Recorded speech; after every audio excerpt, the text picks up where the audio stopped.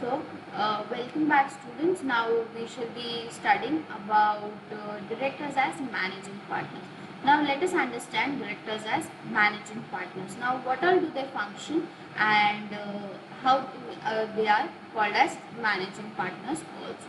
Sometimes directors are described as managing partners of the company for the simple reason that they are important shareholders of the company and they exercise substantial control over the affairs of the company. In this case, the directors work to achieve the objectives of the company in their own interest. But the principle of mutual agency is not applicable amongst the directors. That means a director has no authority to bind the other directors and shareholders. Moreover, the retirement of director takes place by way of rotation. However, this is not true in case of partners in the partnership firm. The directors are in a position to easily transfer their interest in the company, but partners may not be in a position to do in this case of partnership firm easily. In this sense, it can be said that the directors are not exactly the managing partners of the company, but they do perform a role similar to that. So now they are the managing partners. Now why they are said as managing partners? Because there is a simple reason that shareholders are important of the company and they exercise maximum control over the company. But since they do not take part in the day-to-day affairs of the company, so it becomes very important for the people to achieve the objective, that is their own interest in the company. So the principle of mutual agency is not applicable. And as we see that in partnership firm also there are various partners who function. So director has more authority and powers compared to a partnership firm. In partnership firm there is the partners do not get partners do not retire by rotation, but in case of directors they retire by rotation, and the directors are not cannot easily transfer their position to the company, but partners may not be in a position to do so. So it is said that they are not exactly the managing partners, but they perform certain roles which are similar to the managing partners of a partnership firm. Now let us understand directors as officers.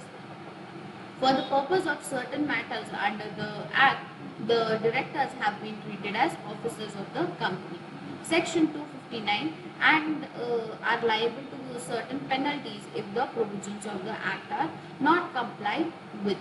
So, the directors are officers also, because in certain matters the directors have to take a decision, they have to select, they have to be alert about whatever is happening in the company.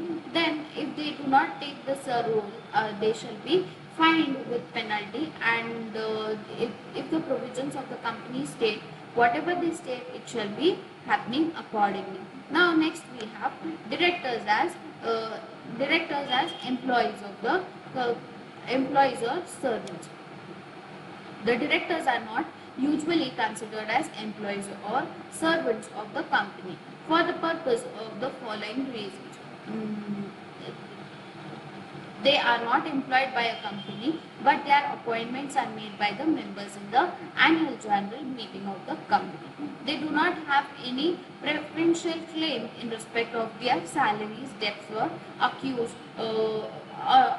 holiday remuneration, which the employees are entitled to under section 327 of the Act. In the event of winding up of the company, the directors can hold the office of directorship in more than one company unless it is expressly prohibited by the articles. So, firstly, directors serve as employees or servants. So, it is not considered that they are served as employees or servants of the company, because they are not employed by the company, but their appointment is made by the shareholders, that is the members of the company, in the annual general meeting. Then they do not have any preferential claim in respect of their salaries or debts or accrued holidays remuneration, which the employees are entitled to. Then the directors can hold the office of directorship in more than one company unless and until it is prohibited, expressly prohibited by the articles. However, there are certain situations by which the directors may become employees of the company. This is possible for a director under a special contract of service, which he may enter into with the company. For example, under Section 188 and 202 of the Act, a director may hold office of profit or salaried employment as managing director or technical director. Hence, in such a case, the same person will be working for the company in two different capacities, and the rights and duties and functions of such directors or employees are to be fulfilled or complied. So, in certain situations, the directors may be employees of the company also, because they have to enter in contract with the company itself. And for example, under Section 188 and 202 of the Act, the director may hold office or of profit or salaried employment as managing director or technical director. Hence, in such cases, he shall also be considered as the servant or employee of the company. Hence, in such a case, the same person will be working for the company in two different capacities, and the rights and duties and functions of such directors or employees are to be fulfilled by or complied independently by such person in the capacity of an employee. Such a person is entitled to remuneration and other benefits admissible to him. The managing director holds such a dual capacity. To sum up, it may be said that although the directors are described as trustees, agents or managing partners, etc., in strict legal sense, they may not be called as trustees, agents or managing partners, etc. So, from these provisions, we can understand that they are only called as trustees or managing partners or agents, but in reality, they are not such people, because they do not perform the multiple activities which these people are given. However, it is inferred from various cases decided by the courts that the functions performed by them are very much identical to those exercised by agents, trustees or managing partners. Moreover, it makes no difference by what name we call them, but we must know their real position in the company, and in reality we know that they are the professionals managing the affairs of the company for the benefit of themselves and for all the shareholders in it. They stand in a fiduciary position towards the company in respect of their powers and capital under their control. So, it is very important for the managing directors or for the directors to be called as employees, trustees, agents, because they perform identical work which is which is performed or which is given to the agents or trustees or managing partners. And they stand in a fiduciary position towards company in respect of their power and the capital to understand. So now we shall understand that what are the different types of directors which are appointed by a company or which a company can appoint in the process. In addition to a managing director and a whole-time director, there may be certain other kinds of directors also. They differ from each other on the basis of educational qualifications, mode of appointment, their tenure, their involvement in the management of a company, and their powers. Hence, in other types of directors are first is nominee director. So then we have alternate director, we have first directors, additional directors, technical directors, permanent directors, executive directors, non-executive directors, directors appointed in case of a casual vacancy, independent director, interested director, whole-time director. So these are different directors which we shall be studying, in which we have first one is nominee director. Now let us study each one of them in detail. Nominee director is not an independent director. He is a person in general who gets the benefit of exclusion of liability which is provided by law for independent and non-executive directors. He is a non-executive director appointed generally by a lender, institution or debenture holder to protect their interests. So, who is a nominee director? He is not an independent director. He is a person who gets the benefit of exclusion of liability which is provided by law for independent and non-executive directors. Non-executive directors are generally appointed by a lender, institution or debenture holders to protect their interests. Nominee director is explained in section 149(7) as nominee director means a director nominated by any financial institution in pursuance of the provisions of any law for the time being in force of or of any agreement or appointed by any government or any other person to represent its interest. So any person who is appointed as a nominee director, he is given nominated by a financial institution for the purpose of seeing that all the provisions are being complied by the company from time to time. So next we have is alternate director. Now what do you mean by a alternate director? The alternate director is a person appointed by the board in place of a director. During his absence for 3 months or more, under section 161, his appointment will be made by the board. This can be done by means of a circular resolution.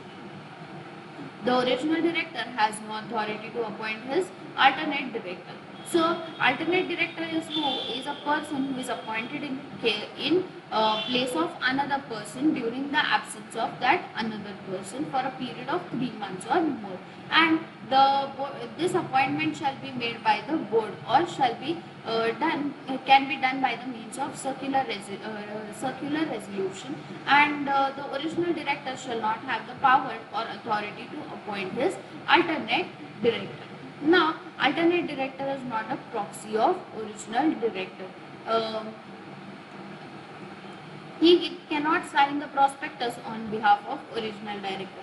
Both of them will have to sign the prospectus. His legal position is coextensive with the original director. He is entitled to have some rights like that of original director.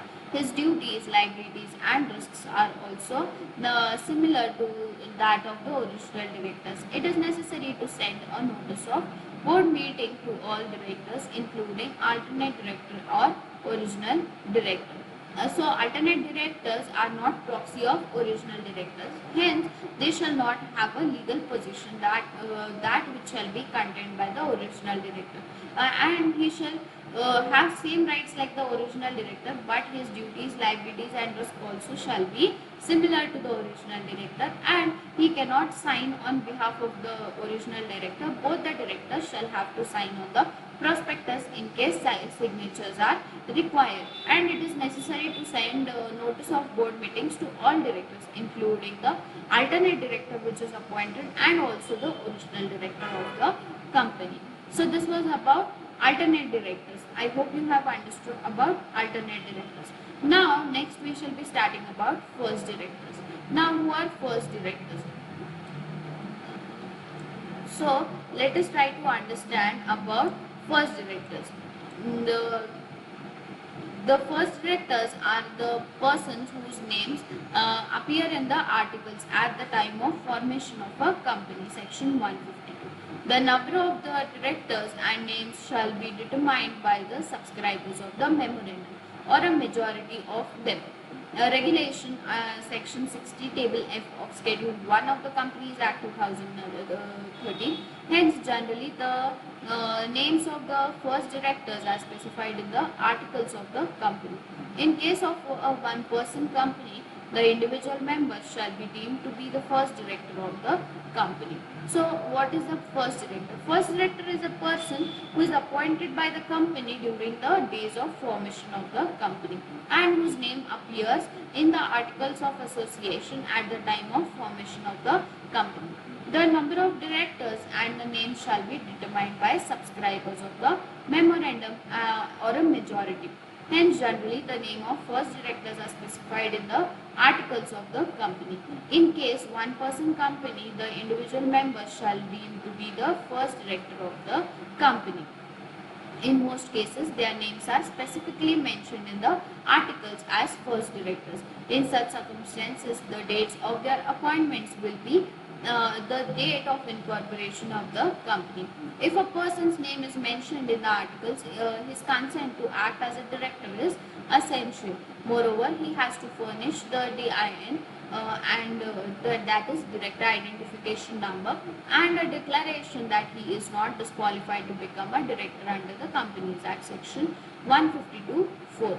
No provisions of the Act states that the first director should retire at the first annual general meeting. So first directors can be specifically mentioned in the articles that the person is a first director, and in such circumstances the dates of appointments will be the date of incorporation of the company, and person's name shall be mentioned in the article, and his consent is essential before mentioning his name. Moreover, he has to furnish his DIN, that is an identification number which is given to the directors, and a consent letter which shows, or a declaration in which it is stated that he has not been disqualified to become a director under the Companies Act.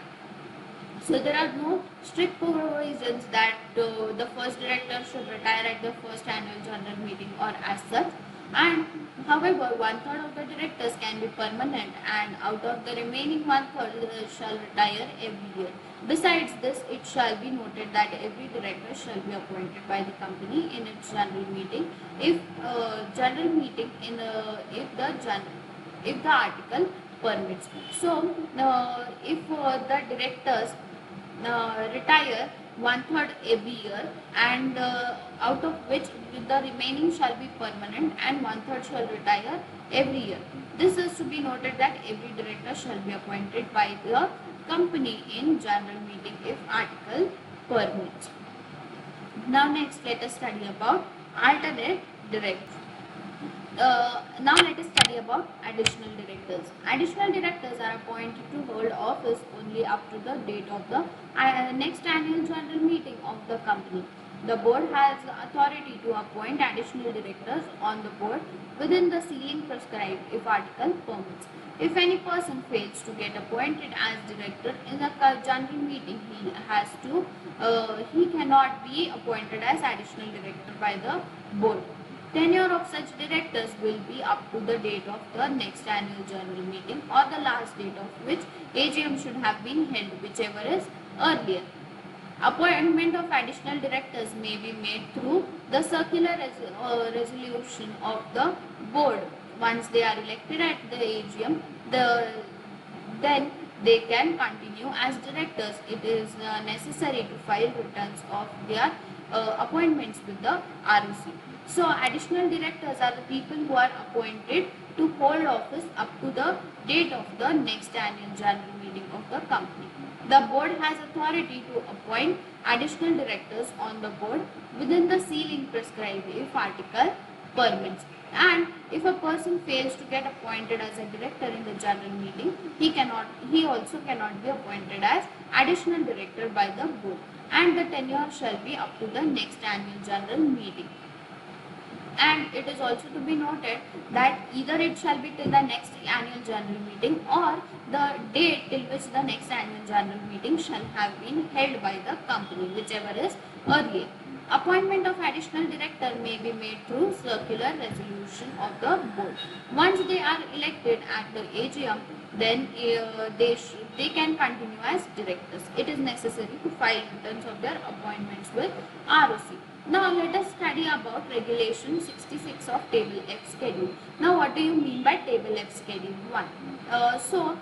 The Companies Act has different tables, table A, table B, table C, in which they provide certain provisions which companies shall be following in case of different aspects of the company. So let us study about table F. Subject to the provisions of section 149, the board shall have power at any time and from time to time to appoint a person as an additional director, provided the number of directors and additional directors together shall not at any time exceed the maximum strength fixed for the board by the articles. Such person shall hold office only up to the date of the next annual general meeting of the company, but shall be eligible for appointment by the company as director at the meeting subject to the provisions of the Act. This regulation is applicable to all companies unless the companies have contrary provisions in their articles. So, firstly, the subject of provisions under section 149 shall have that any time or from time to time to appoint a person as additional director, provided the number of directors and additional director shall not exceed the strength fixed by the board for the articles. Then such a person shall hold office up to the next annual general meeting of the company and shall be eligible for appointment by the company as director at the meeting subject to provisions of the Act. So this regulation shall be applicable to all companies unless the companies have contrary provisions in their articles. Now next we have about technical directors. Now let us understand about technical directors. They are entrusted with the technical nature of work. They are entitled to get professional fees for the professional services provided by them to the company. So technical directors means the directors which are entitled to get professional fees for the professional services provided by them. They only come provide professional work and they take their fees and the contract gets over. Then next we have permanent directors. Permanent directors are not liable to retire by way of rotation. The term of their office may be for life or for a specified period. So permanent directors are not liable to retire by rotation. Their office may be for life or for a specified period as may be stated by the articles of the company. Next we have executive directors. Executive directors are directors appointed by the board of directors to work full time for the company and be in charge of and responsible for one or more functions of the company under the overall management of the company by the managing director.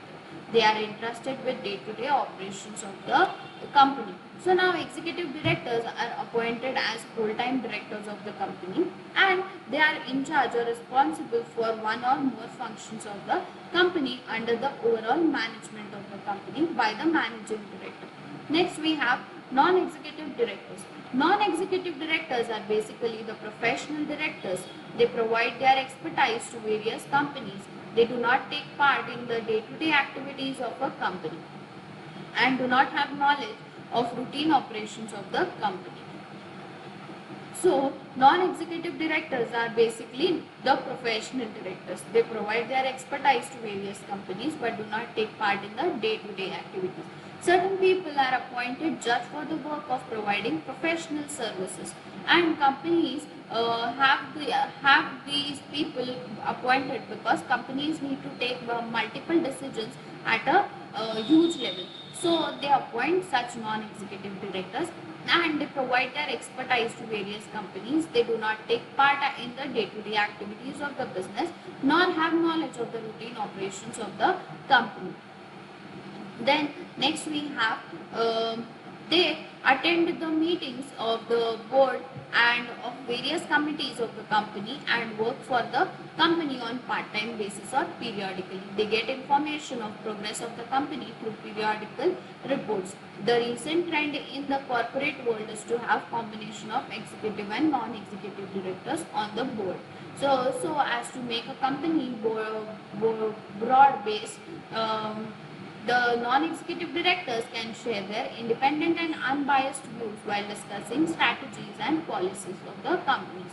Non-executive directors will be held liable only when it is proved that they were personally involved in a particular offence. So as these non-executive directors are not full-time directors, they only come periodically or they just provide information and they try to resolve the problems in the company. Hence, it is understood that the non-executive director shall be independent and unbiased and they shall be only involved in discussing strategies and policies of the company.